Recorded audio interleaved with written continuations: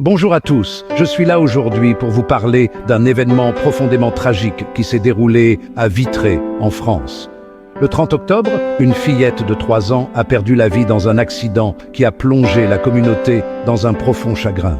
Cette petite fille faisait partie d'un groupe d'une quarantaine d'enfants d'une crèche qui visitait la piscine du Bocage.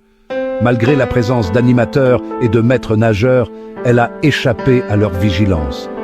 Tragiquement, elle a été retrouvée inconsciente dans la piscine et, malgré son placement en coma artificiel, elle est décédée le 9 novembre.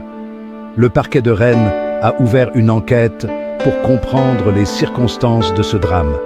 L'enquête se concentre sur de potentielles blessures involontaires et cherche à déterminer comment cet enfant a pu échapper à la surveillance des personnes responsables de sa sécurité. Cela impliquera d'examiner les actions du personnel de la crèche et des maîtres nageurs afin de reconstituer le fil des événements qui ont mené à cette tragédie. La communauté de Vitré est actuellement en deuil, aux prises avec le choc et la tristesse de la perte d'une vie si jeune. En signe de respect et de soutien à la famille endeuillée, la piscine du Bocage a été temporairement fermée. Cet incident met cruellement en lumière l'importance cruciale des mesures de sécurité et de la vigilance, en particulier lorsqu'il s'agit de nos enfants. À la lumière de cet événement déchirant, il est crucial que nous réfléchissions tous à la manière dont nous pouvons prévenir de telles tragédies à l'avenir.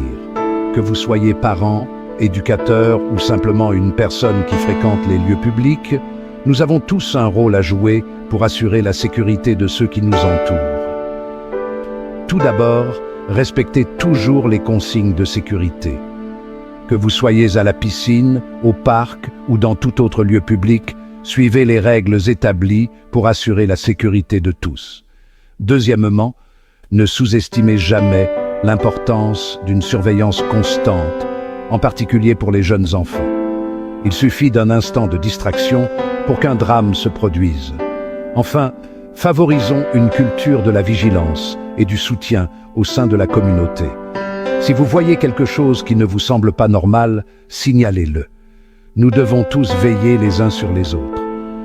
Cette histoire nous rappelle tristement la fragilité de la vie et l'importance capitale de la sécurité.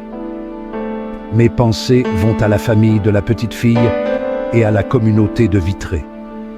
Puissions-nous tous saisir cette occasion pour nous engager à nouveau à faire preuve de vigilance et d'attention afin de prévenir de futures tragédies. Merci de votre attention et surtout, soyez prudents.